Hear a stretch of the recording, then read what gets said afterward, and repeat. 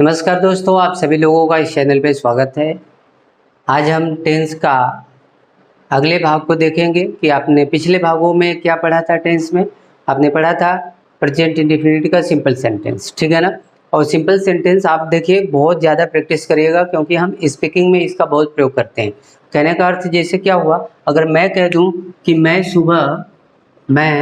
सुबह 5 बजे रखते हैं, 5 बजे जगता हूँ। बात समझे, मैं सुबह 5 बजे जगता हूँ। तो आप किसी को बताते हो तो ये तो कहो मैं 5 बजे सुबह में जग जाता हूँ, फिर जाता हूँ ब्रश करता हूँ, फिर फ्रेश होता हूँ, ब्रश करता हूँ, फिर नाश्ता लेता हूँ, फिर जो है कि बात करता हूँ, ठीक है ना। जो भी है, जो भी क्रम में आप कर लीजिए। उसके बाद ऑफिस जाता हूँ, ठीक है ना। आप दिनचर्या में यही सब तो बताते हैं। तो आप देख लीजिए क्या हुआ कि क्या बोलेंगे, आई गेट अप। जगने का देखो सब्जेक्ट आपने लिख दिया, मेन वर्ब लिख दिया, क्योंकि इसमें डू डज तो लगेगा नहीं, एस या यस तो लगेगा नहीं। आपको अगर नियम याद हुआ होगा तो आई गेट अप कब, 5 o'clock। कब, 5 o'clock। मैं 5 बजे जगता हूँ। कब भैया, इन द मॉर्निंग, सुबह में, इन द मॉर्निंग। बात समझ पा रहे हैं ना, क्लियर है ना। तो अक्सर हम लोग जैसे I get up 5 o'clock in the morning, then I get fresh and after that I get take brush, ठीक है ना। फिर then I take bath। ऐसे मतलब सब प्रेजेंट में ही तो बोल रहे हैं, ठीक है ना। बात समझ में आ रहा है, तो आप इस पर अभ्यास कर लीजिएगा, ठीक है ना। और उम्मीद करूँगा जो पिछली बार आपने वीडियो देखा था, पिछली वीडियो में उसमें से बहुत सारे सेंटेंसों को आपने बनाने की कोशिश किया होगा, ठीक है ना। वहाँ पे देखिए जो सिंपल सेंटेंस होता है प्रेजेंट इंडेफिनिट का, 2 रूल आपका वही होते हैं। एक में तो सब्जेक्ट फिर मेन वर्ब में एस या ईएस लगाते हो, फिर ऑब्जेक्ट फिर रिमाइंडर कर देते हो, यही ना। और दूसरे में होता है subject main verb object reminder हो जाता है। ये 2 रूल थे, यही ना। और ये दोनों क्या थे, ये तो आपका सिंगुलर के लिए था, ये सिंगुलर के लिए था, और ये प्लूरल है ना। तो मीन्स एक वचन के लिए था और बहुवचन। देखो दोनों में हेल्पिंग वर्ब नहीं लगती है, और इसके बदले एस या यस लगाते हो तो जो एक वचन होता है उसमें एस या यस लगाते हो, और जो बहुवचन होते हैं उसमें वो भी नहीं लगाते हो, मतलब सिंपल लिख देते हो। तो ये तो आपका सिंपल मतलब प्रेजेंट इंडेफिनिट का सिंपल सेंटेंस था। अब हम आज जो है आपका चलेंगे प्रेजेंट इंडेफिनिट का नेगेटिव सेंटेंस, ठीक है ना। तो चलिए दोस्तों, आज हम नेगेटिव सेंटेंस को पढ़ते हैं, है ना। तो नेगेटिव सेंटेंस, है ना। तो नेगेटिव सेंटेंस मतलब क्या होगा, नकारात्मक वाक्य, ठीक है ना। नकारात्मक वाक्य, तो ये नकारात्मक वाक्य होता क्या है इसके बारे में हम लोग देख लेते हैं। तो इसका बनाने का रूल होगा, ठीक है ना। नकारात्मक में क्या होगा, नहीं शब्द का प्रयोग किया जाएगा, मतलब किसी कार्य को मना किया जाएगा कि मैं नहीं पढ़ता हूँ, मैं नहीं जाता हूँ, मैं नहीं सोता हूँ, नहीं मैं नहीं बुलाता हूँ। बात समझ रहे हैं ना। तो नेगेटिव में नहीं का शब्द प्रयोग किया जाएगा। अब जो है कि नियम जो होगा वाक्य बनाने का आपका, पहले तो आप सब्जेक्ट लिख दोगे, अब हेल्पिंग वर्ब लिखोगे, फिर ऑब्जेक्ट, फिर रिमाइंडर, हेल्पिंग वर्ब, फिर मेन वर्ब, फिर ऑब्जेक्ट, फिर रिमाइंडर। बात समझ रहे हैं ना। इसी रूल को आप फॉलो करोगे, ठीक है ना।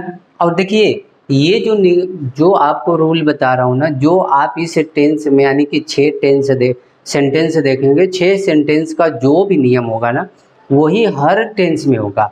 परिवर्तन क्या होता है कि सबकी हेल्पिंग वर्ब बदल जाती है, और ये मेन वर्ब जो होता है ना ये चेंज हो जाता है। किसी में जो है कि फर्स्ट फॉर्म लगता है, किसी में सेकंड फॉर्म लगता है, किसी में थर्ड फॉर्म लगता है, किसी में इंग फॉर्म लगता है। तो बस ये और ये बदलते हैं, लेकिन रखने का क्रम यही होगा कि पहले अगर आप सब्जेक्ट लिख रहे हैं उसके बाद हेल्पिंग वर्ब ही आएगा, उसके बाद मेन वर्ब ही आएगा, उसके बाद ऑब्जेक्ट ही आएंगे, फिर लास्ट में रिमाइंडर आएंगे। ये नहीं कि क्रम आप बदल दोगे। बात समझ रहे हैं ना। तो इन बातों का आप ध्यान रखेंगे, ऐसा नहीं कि जो मर्जी जैसे लिख लेंगे। तो इसलिए अगर आप 6 सेंटेंस जो पहले मैंने बताया सिंपल में, वो वाला नियम हर सिंपल सेंटेंस के लिए वही नियम होगा। बशर्ते वहाँ देखना होगा कि किस में हेल्पिंग वर्ब लगती है कि नहीं लगती है। अगर नहीं लगती तो उसके बदले आप क्या लगाते हो, अगर लगती है तब तो कोई बात नहीं है। तो ये ध्यान बस रखना है, बाकी का रखने का क्रम यही होगा। बात समझ रहे हैं ना। जैसे मैं कह दूं कि यहाँ पे कि राम स्कूल नहीं जाता है, बात समझे। तो यहाँ सब्जेक्ट कौन है, राम है। मेन वर्ब क्या है, जाना, उसका काम है। कहाँ ऑब्जेक्ट क्या है, स्कूल है, ये ऑब्जेक्ट हो गया। अब इसको सजा दो। तो क्या लिखोगे, पहले राम, फिर क्या आएगा, हेल्पिंग वर्ब। हेल्पिंग वर्ब इस टेंस की क्या है, आप क्या पढ़ रहे हो भैया, प्रेजेंट की, प्रेजेंट इंडेफिनिट पढ़ रहे हो। क्या पढ़ रहे हो, प्रेजेंट इंडेफिनिट टेंस पढ़ रहे हैं आप, ठीक है ना। तो प्रेजेंट इंडेफिनिट का नेगेटिव सेंटेंस पढ़ रहे हो। तो प्रेजेंट इंडेफिनिट की हेल्पिंग वर्ब क्या होती है, डू या डज। बात समझ में आ रहा है। तो डू या डज लगाओगे तो आप कहोगे जी डज लगाएंगे। क्यों लगाएंगे डज, क्योंकि राम एक वचन है। अगर राम या कर्ता जो सब्जेक्ट है ये बहुवचन का होता तो डू लगा देते। उसके बाद क्या आएगा, ओ सॉरी नॉट तो लिखना ही भूल गए यार। चलो पहले नॉट लिख देते हैं, फिर मेन वर्ब, फिर ऑब्जेक्ट, फिर रिमाइंडर, ठीक है ना। नेगेटिव सेंटेंस पढ़ रहे हैं ना। तो आप देखिए डज हो गया, उसके बाद क्या लिखोगे, नॉट, और फिर क्या है, मेन वर्ब। मेन वर्ब क्या है, गो, और उसके बाद ऑब्जेक्ट। ऑब्जेक्ट क्या है, स्कूल, गो टू स्कूल। बात समझ में आ रहा है ना, कि Ram does not go to school. ये बात समझ में आ गया, क्लियर है ना। अच्छा हाँ, आप जैसे दूसरा एग्जांपल ले लें कि चिड़िया चिड़िया आकाश में नहीं उड़ती हैं। हालांकि उड़ती हैं, हम लोग कह रहे हैं नहीं उड़ती हैं, ठीक है ना। तो अब इसको कैसे बनाएंगे, तो अब देखो चिड़िया ये क्या है, बहुवचन है, तो यहाँ तो बर्ड्स लिखोगे, बर्ड्स, ठीक है ना, बर्ड्स। अब क्या, सब्जेक्ट तो हो गया, हेल्पिंग वर्ब, हेल्पिंग आएगा क्या, डू। क्यों, बहुत सारी हैं, या हेल्पिंग वर्ब की जगह क्या लगोगे, या तो डू लगाओगे या डज को लगाओगे। याद रखिएगा, हेल्पिंग वर्ब डू या डज लगाओगे, हमेशा नहीं। इसमें प्रेजेंट इंडिफिनिट में, प्रेजेंट इंडिफिनिट में डू डज लगता है, बाकी दूसरे टेंसों में तो अलग अलग हेल्पिंग वर्ब होंगे ना। तो ये नियम बस पकड़ो, डू, और उसके बाद क्या लिखोगे, नॉट, ठीक है ना। फिर मेन वर्ब क्या है, उड़ना, तो फ्लाई होता है। फिर ऑब्जेक्ट, तो ऑब्जेक्ट कहाँ, आकाश में, तो इन द स्काई। बात समझ में आ गया, क्लियर है ना। Birds do not fly in the sky, ठीक है ना, क्लियर है ना। अच्छा, इसके बाद आप दूसरा एग्जाम्पल हम ले लेते हैं कि जैसे कि राम अब यहाँ नहीं रहता है। बात समझ रहे हैं, कि राम अब यहाँ नहीं रहता है। तो देखिए बार बार ये चीज़ हम फॉलो कर रहे हैं कि लास्ट में ता ती ते ही आएगा, क्योंकि ये प्रेजेंट इंडिफिनिट टेंस पढ़ रहे हो, ये सब बातें ध्यान रखेंगे। अब सब्जेक्ट क्या है, राम है, तो आप लिख दोगे राम, ठीक है ना। उसके बाद एक बजे सब्जेक्ट के बाद हेल्पिंग वर्ब आता है, तो हेल्पिंग वर्ब में क्या लिखोगे, डज लिखोगे। डज के बाद क्या लिखोगे, नॉट, नॉट लिख दिया। उसके बाद क्या होता है, मेन वर्ब, तो मेन वर्ब क्या है, रहना, रहना का होता है लिव, है ना। तो राम डज नॉट लिव। उसके बाद ऑब्जेक्ट, ऑब्जेक्ट मतलब क्या है यहाँ पर, यहाँ, हियर। और टाइम बचा, टाइम या तो लास्ट में लिखते या तो फर्स्ट। आप तो यहाँ लिख सकते हो नाउ, यहाँ पर भी लिख सकते थे क्योंकि अब है ना, इसमें अब का प्रयोग किया गया है ना, तो समय है। तो समय या तो पहले लिख दो कि now Ram does not live here, या फिर नाउ को हटा के यहाँ से ये लिख दो नाउ, कि Ram does not live here now. बात समझ में आ गया, क्लियर है ना। तो याद रखना जो समय होता है उसे या तो आप लास्ट में लिखो या उसको बिल्कुल फर्स्ट में लिख दो और कॉमा लगा के बाकी कार्यक्रम चालू करो। तो ये बात समझ में आ गया, क्लियर ना। तो नेगेटिव आपको समझ में आ गया होगा। अब इसी तरह और भी आप लोग बनाइएगा। अब हम चलते हैं इंट्रोगेटिव पे, ठीक है ना। तो देखें इंटेरोगेटिव सेंटेंस मतलब इंट्रोगेटिव मतलब क्या हो गया कि प्रश्नवाचक वाक्य। अब हम प्रश्नवाचक वाक्य पढ़ेंगे। तो इसमें देखो प्रश्नवाचक वाक्य ना दो तरह के होते हैं, हम उसको नाम दे देते हैं ए और बी। देखो क्या होगा कि बार बार लिखूंगा नहीं, इसलिए मैं ए और बी नाम दे रहा हूँ, आप यही समझ जाइएगा ए का मतलब क्या होता है। या चलिए दे देता हूँ क्योंकि अलग अलग क्लास होगी तो प्रॉब्लम क्रिएट हो जाएगा आप लोगों को समझने में। तो इसका पहला हम लेते हैं ये वाला। उसमें क्या होगा, जब क्या शब्द वाक्य के पहले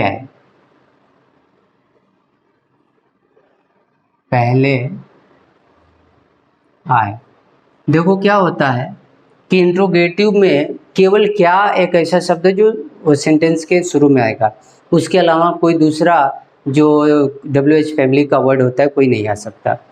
केवल आएगा क्या आप पढ़ने जाते हो, ये नहीं आएगा क्यों आप पढ़ने जाते हो, ऐसा नहीं होगा, ठीक ना। कब आप पढ़ने जाते हो ऐसा नहीं है, आप कब पढ़ने जाते हो ये शुद्ध है। आप बोलने को तो कुछ भी बोल लो, लेकिन जो क्या है वही वाक्य के प्रारंभ में आता है, इसके अलावा कोई दूसरा भी प्रश्नवाचक शब्द नहीं आएगा। अगर वो आता है तो उसके बाद कॉमा का आप प्रयोग करोगे, ठीक है ना। बात समझ में आ रहा है। तो इसीलिए जब क्या शब्द पहले आता है तो आपको हेल्पिंग वर्ब पहले लिखनी पड़ेगी, ठीक है ना। उसके बाद सब्जेक्ट, उसके बाद मेन वर्ब, उसके बाद ऑब्जेक्ट, फिर रिमाइंडर लिखना पड़ेगा। ये आपको नियम पकड़ना है, ठीक है ना। कब, जब आपका क्या शब्द पहले आ जाए। जैसे एग्जाम्पल के तौर पे अगर लिया जाए, मैं कह दूं क्या आप दिल्ली में रहते हैं, ठीक है ना। क्या आप दिल्ली में रहते हैं। तो अब देखो क्या पहले आ गया है तो आपको हेल्पिंग वर्ब लगानी है, और यहाँ हेल्पिंग वर्ब क्या होगा तो आप कहोगे जी डू होता है या डज होता है। क्यों, क्योंकि भैया प्रेजेंट इंडिफिनिट पढ़ रहे हो और प्रेजेंट इंडिफिनिट की हेल्पिंग वर्ब डू या डज होती है। मैं बार बार रिपीट इसलिए कर रहा हूँ कि आपको याद हो जाए। बात समझ रहे हैं ना। तो या तो आप डू लगाओगे या फिर डज लगाओगे, तो वो निर्धारित कौन करेगा, ये जो सब्जेक्ट है, ये सब्जेक्ट। तो आप बहुवचन है तो यहाँ पर आ जाएगा डू, और उसके बाद सब्जेक्ट हो गया आपका मतलब यू, उसके बाद मेन वर्ब का मतलब रहना हो गया लिव, उसके बाद क्या हो गया ऑब्जेक्ट कहाँ दिल्ली में, इन दिल्ली। बोलो किसी को डाउट है, समझ में आ गया होगा कि do you live in Delhi. बात समझ में आ गया, क्लियर ना। अच्छा, अब उसके बाद हम लिख लें दूसरा एग्जाम्पल कि क्या वे आपसे रोज मिलते हैं। बात समझिए, क्या वे आपसे रोज मिलते हैं। तो क्या पहले आ गया तो पहले हेल्पिंग वर्ब भी लिखोगे, तो हेल्पिंग वर्ब क्या आएगा यहाँ पे तो कहोगे डू आएगा। क्यों डू आएगा, इसलिए कि ये बहुवचन है वे। तो उसके बाद सब्जेक्ट में क्या है वे का क्या होता है दे। बात समझे, तो डू दे। अब उसके बाद मेन वर्ब होता है तो मेन वर्ब होता है मिलना। तो यहाँ देखो सी भी होता है, मीट भी होता है, ठीक है ना, और विजिट भी होता है। तो इनका अलग अलग प्रयोग करते हैं, ठीक है ना। अब रोज मिलना का मतलब दिखाई देना, ठीक है ना, और किसी से मिलने जाना मतलब क्या होता है विजिट करना। और मिलने का मतलब एक अर्थ होता है कि जहाँ पर हम मिलते हैं हालचाल ले लेते हैं, ओ पे हो जाता है, या दोबारा हम मिलकर साथ रहते हैं तो वो सी हो जाता है, ठीक है ना। जिस नहीं कहते वो सी यू टुमारो, कल फिर मिलेंगे, तो वहाँ सी यू टुमारो का मतलब क्या हो गया, फिर मिलेंगे, देखेंगे नहीं। और यहाँ मिलने का मतलब क्या हो गया, सी, दिखना, ठीक है ना। क्या वो आपको रोज मिलते हैं, मतलब दिखते हैं, बस में डू यू सी, और देखते हैं कब, आपने मेन वर्ब लिख दिया, ऑब्जेक्ट मतलब रोज, ठीक है ना। और रोज ये टाइम हो गया, तो टाइम को हमने क्या बताया था, या तो लास्ट में लिखना या फर्स्ट में लिखना, ठीक है ना। किससे मिलते हैं, आपसे, टू यू, टू यू।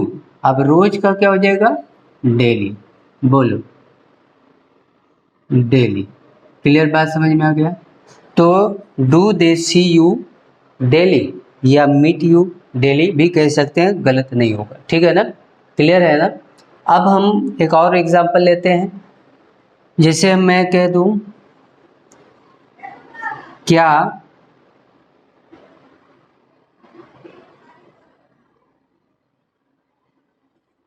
क्या अब वे क्या अब वे आपके साथ साथ बाजार जाते हैं, बात समझे। क्या अब वे आपके साथ बाजार जाते हैं, तो अब इसको आप कैसे बनाओगे, तो क्या पहले आ गया है तो क्या लगाओगे जी, तो डू ही लगाओगे, क्योंकि सब्जेक्ट यहाँ क्या है, वे न जाते हैं आपके साथ, तो जाने का काम कौन कर रहा है, वे, तो वे बहुवचन है तो डू लगाओगे। उसके बाद क्या होता है, हेल्पिंग के बाद सब्जेक्ट, ये नियम हमेशा ध्यान में रखना। तो डू दे क्या, वे। अब उसके बाद मेन वर्ब का जाना, तो क्या हो गया, गो। अब उसके बाद ऑब्जेक्ट कहाँ, तो बाजार, मुख्य क्रिया के जस्ट पहले ऑब्जेक्ट होता है, ये आपको बताए थे, याद रखना। तो गो टू मार्केट, है, गो टू मार्केट हो गया। अब उसके बाद रिमाइंडर होता है, तो रिमाइंडर में बाकी जो भी बचते हैं वो सब रिमाइंडर होते हैं, यहाँ तक के बाद सब रिमाइंडर ही होता है। तो अब देखो, आपके साथ विद यू, साथ का क्या होता है, विद, और आपके मतलब यू, विद यू। अब उसके बाद कब, अब मतलब नाउ, बोलो समझ गए आप लोग, कि do they go to market with you now, या नाउ पहले लिख दो, now do they go to market with you. बात समझ में आ गया, क्लियर है ना, कोई डाउट नहीं रहना चाहिए। तो ये इंट्रोगेटिव का पहला पार्ट है, हम दूसरा पार्ट देख लेते हैं, ठीक है ना। अब देखिए दूसरे पार्ट में जब प्रश्नवाचक शब्द वाक्य के बीच में है, अब जो बचते हैं क्या के अलावा, वो सब के सब वाक्य के बीच में आते हैं, ठीक है ना। तो उसको आप कैसे करोगे, तो उसके लिए पहले वही क्वेश्चन वर्ड ही लिखा जाएगा, फिर सब्जेक्ट, बाकी जो पिछला नियम है ना ए वाला, वही लिख दो, वही क्या, helping verb, subject, main verb, object और रिमाइंडर, ये आपका बी वाले का नियम होगा। यही नियम हर टेंस के बी वाले का होगा, यही नियम, बस आपको क्या बदलना होता है, हेल्पिंग वर्ब बदलना होता है और मेन वर्ब की फॉर्म बदलना होता है, बाकी कुछ नहीं। स रखने का तरीका यही होता है, बार बार रिपीट कर रहा हूँ इसलिए कि ये आप अपने दिमाग में बैठा लीजिए, ठीक है ना, कि रखने का क्रम क्या होता है, ठीक है। अब जैसे हम कह दें, जैसे कि रवि सोहन के साथ बाजार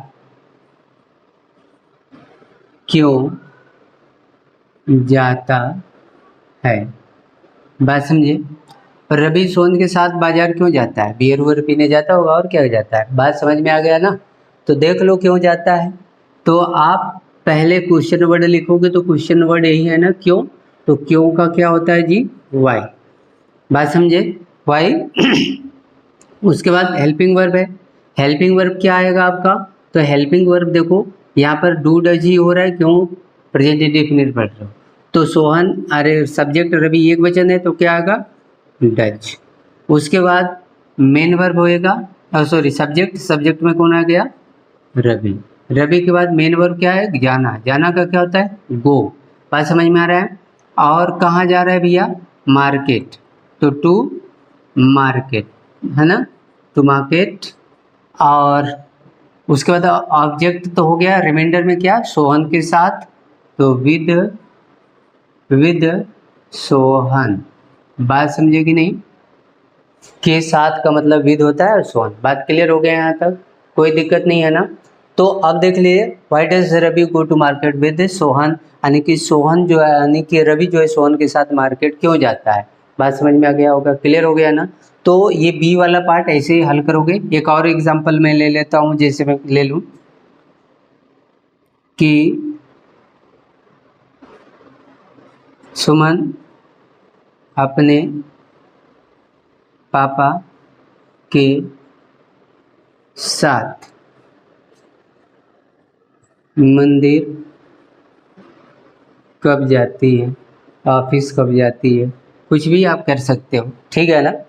तो अब देखिए कैसे हो जाएगा कि कब का बीच में आया है, तो पहले इसको लिखोगे व्हेन, ठीक है ना, व्हेन। उसके बाद हेल्पिंग वर्ब क्या आएगा, डज। क्यों, क्योंकि सुमन सब्जेक्ट है, सब्जेक्ट एक वचन होता है।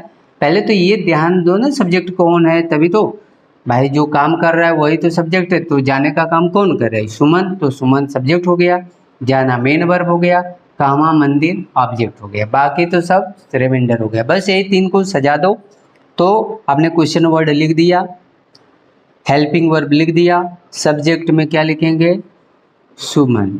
बात समझ में आ रहा है, सुमन हो गया। उसके बाद मेन वर्ब क्या है, जाना। जाना का क्या हो जाएगा जी, गो।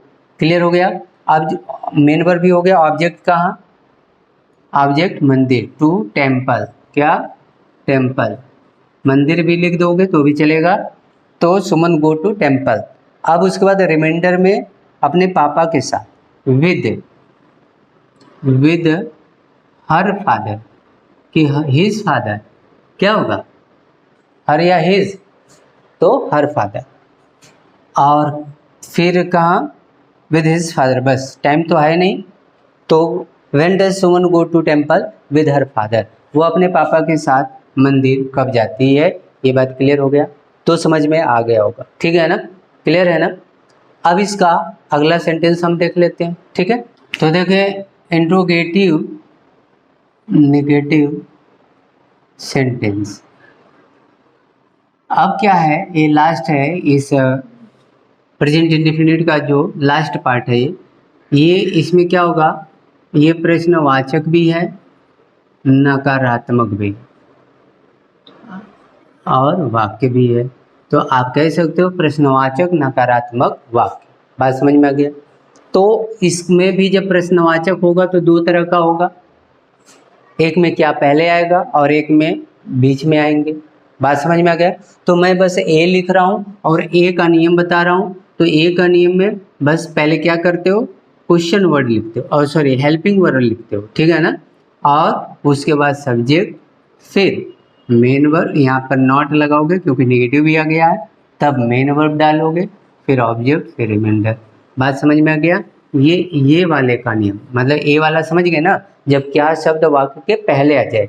जैसे में क्या बच्चे, क्या बच्चे अब कक्षा में शोर नहीं मचाते हैं। बात समझ में आ गया। अब देखिए प्रश्नवाचक भी आ गया और नकारात्मक शब्द भी आ गया। इसका मतलब ये प्रश्नवाचक नकारात्मक शब्द है, और इसको बनाने के लिए बस वही नियम है। और याद रखना, नॉट हमेशा मेन वर्ब के जस्ट पहले लग जाता है, ये ध्यान रखना है, या सब्जेक्ट के बाद नॉट लग जाता है। तो देखें क्या हो गया कि पहले हेल्पिंग वर्ब क्या होगा, तो डू होगा। क्यों, क्योंकि सब्जेक्ट बच्चे हैं, तो बच्चे शोर मचाने का काम कर रहे हैं ना, तो बच्चे बहुवचन है, तो बहुवचन के लिए डू लगाओगे। उसके बाद सब्जेक्ट में चिल्ड्रेन हो जाएगा, चिल्ड्रेन होगा, डू चिल्ड्रेन। अब उसके बाद नॉट होता है, नॉट लिख दिया। उसके बाद शोर मचाना, शोर मचाना मेन वर्ब है ना, तो शोर मचाना का मतलब होता है मेक अ नॉइज। क्या होता है? Make a noise. तो मेक अ नॉइज हो गया।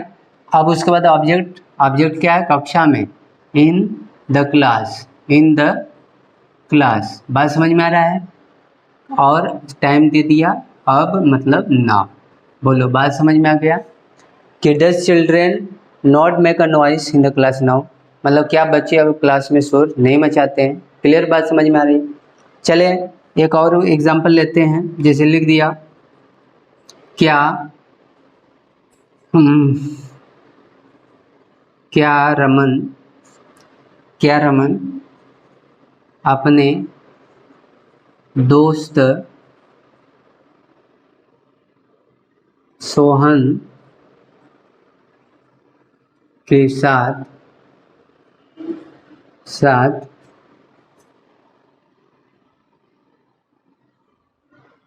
कोचिंग नहीं जाता है। बात समझे? क्या रमन अपने दोस्त सोहन के साथ कोचिंग नहीं जाता है। तो अब इसको क्या पहले आया है, तो शुरू में क्या लिखोगे? डज, क्योंकि हेल्पिंग वर्ब डज होगी। क्यों? क्योंकि रमन है और रमन एक वचन है, तो एक वचन के लिए डज लग जाएगा। और उसके बाद सब्जेक्ट लिखोगे तो सब्जेक्ट कौन आएगा? रमन आ जाएगा। अब उसके बाद नॉट है तो आप नॉट लिख दो। उसके बाद मेन वर्ब है, तो मेन वर्ब क्या है? लास्ट में होता है मेन वर्ब, जाना। याद रखिएगा, ज़्यादा परेशानी नहीं होगी। तो गो हो गया। अब कहाँ ऑब्जेक्ट क्या है, तो उसी के आगे जो मिल जाए, तो कोचिंग, गोइंग टू कोचिंग, है ना। कोचिंग सेंटर भी डाल सकते हो। तो does Raman not go to coaching centre. अब उसके बाद रिमाइंडर है, तो रिमाइंडर यहीं से शुरू हो जाएगा। क्या? अपने दोस्त सोहन के साथ। तो के साथ का क्या होता है? विथ। इंग्लिश में प्रीपोजिशन पहले लिखे जाते हैं, हिंदी में बाद में। जैसे घर में है ना, घर में, तो घर पहले आया, में बाद में आया, मतलब प्रीपोजिशन क्या हुआ? उल्टा हुआ है, मतलब प्रीपोजिशन बाद में लगा। लेकिन इंग्लिश में क्या होगा? In the house, in the house, मतलब अब प्रीपोजिशन आगे लगेगा, हाउस बाद में हो गया, घर में, इन द हाउस। क्लियर है? समझ गए ना? तो पहले प्रीपोजिशन लिखा जाएगा, यानी कि के साथ, यानी विद। किसके साथ? अपने दोस्त। अपने दोस्त के लिए क्या होगा? His friend, his friend.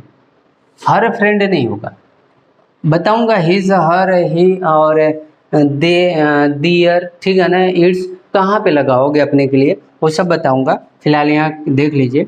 तो हिज फ्रेंड, उसका फ्रेंड कौन है? तो हिज फ्रेंड सोहन। बात समझ में आया? Does Raman not go to coaching with his friend Sohan. क्या जो रमन है, रमन अपने फ्रेंड सोहन के साथ कोचिंग नहीं जाता है। बात समझ में आ गया होगा, क्लियर समझ में आया होगा। तो अब हम जो है इसका बी वाला पार्ट देख लेते हैं, ठीक है ना। तो देखिए दोस्तों, बी वाले में कुछ करना नहीं है आपको, बस यहाँ पर क्वेश्चन वर्ड बढ़ा देना, बस, और कुछ नहीं। बस हो गया नियम, क्वेश्चन वर्ड बस आगे बढ़ा देना, बाकी सारा नियम वही होगा। अब जैसे मैं कह दूं, आप रोज ऑफिस ऑफिस क्यों नहीं जाते हैं, क्यों नहीं जाते हैं। बात समझे? तो अभी बीच में आ गया ना, तो इसको सबसे पहले लिखोगे, वही तो क्वेश्चन वर्ड है, तो यानी क्या हो गया जी आपका? वाई। अब हेल्पिंग वर्ब, तो आप बहुवचन हो तो क्या आ जाएगा? डू। फिर सब्जेक्ट है तो सब्जेक्ट आप मतलब यू। उसके बाद नॉट है तो नॉट। मेन वर्ब क्या है? जाना, यानी गो। ऑब्जेक्ट है, ऑफिस, क्यों भाई? जाते के आगे क्या है? ऑफिस। ये तो इंट्रोगेटिव निगेटिव वर्ड है ना, इसके जस्ट आगे कौन सा शब्द है? ऑफिस। तो टू ऑफिस लिख दो, है ना। ऑफिस, समय है रोज, यानी डेली। बोलो, समझ में आ गया? समझ में आया कि why do you not go to office daily, आप रोज मतलब ऑफिस क्यों नहीं जाते हो। क्लियर बात समझ में आ गया। अब एक और एग्जांपल ले लेते हैं। जैसे मैं कह दूं,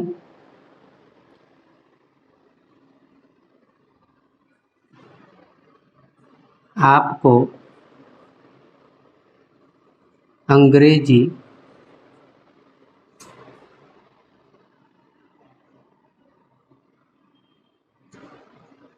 बोलना क्यों नहीं आता है। अब देखिए, यहाँ अंग्रेजी आता का कम तो होता है, लेकिन यहाँ कम नहीं लिखेंगे कि वाई, जो है कि why does English not come, come नहीं, नो, ठीक है ना, नॉट स्पीक, ठीक है ना, बोलने आना, बोलना आना आता है, मतलब ये पूरा का पूरा बोलना आता है, मतलब कि बोलना आता मतलब स्पीक। बात समझ में आ गया। तो पहले वाई का क्या हो जाएगा, ठीक है ना, फिर उसके बाद हेल्पिंग वर्ब तो हो ही गई, और सॉरी क्वेश्चन वर्ड तो हो गया। अब हेल्पिंग वर्ब क्या हो जाएगा, आप हैं तो डू हो जाएगा, वाई डू। फिर सब्जेक्ट क्या हो गया, आप हैं तो यू, फिर नॉट लगा देंगे, नॉट, ठीक है ना। अब बोलने नहीं आता का मतलब क्या हो गया, स्पीक, बस स्पीक। ये ऐसा नहीं करोगे कि कम टू यू स्पीक, ऐसा नहीं, बस स्पीक मतलब हो गया, बोलने नहीं आता है। Why does you not speak, ठीक है ना, क्या, इंग्लिश, इंग्लिश, आपको इंग्लिश बोलने क्यों नहीं आता है, ठीक है ना। Y do you not speak English, आप इंग्लिश क्यों नहीं बोलते हैं, या आपको अंग्रेजी बोलना क्यों नहीं आता है, मतलब एक ही है, ठीक है ना। अब ऐसा नहीं कहोगे कि why do you not come to speak English, यानी इंग्लिश बोलना क्यों नहीं आता है। आना वो कोई क्रिया, तो मतलब आने वाला कोई वो नहीं है, बोलना नहीं आना आता है मतलब नॉट स्पीक, आप नहीं बोल पाते हो, ठीक है ना। बात समझ में है, बोलने आता है मतलब स्पीक करते हो, क्लियर, बात समझ में आ गया। तो ये आज का जो सेशन है आपका कंप्लीट होता है। हमने प्रेजेंट इंडेफिनिट का सारे सेंटेंसों को कवर कर लिया है। अब आपकी बारी है, आप इसे अभ्यास करिए और सीखिए, ठीक है ना। अगर आपको कोई डाउट्स होता है तो आप कमेंट ज़रूर करिए, और उस कमेंट को देखकर मैं उसको सॉल्व करने की कोशिश करूँगा, ठीक है ना। और ये वीडियो आप लोगों को अच्छी लगती है तो आप इसको शेयर ज़रूर करिए, ज़्यादा से ज़्यादा लोगों तक पहुँचाइए। तो आज के लिए इतना ही रखते हैं, फिर मिलते हैं अगली वीडियो में अगली टॉपिक के साथ। तब तक के लिए नमस्कार, धन्यवाद।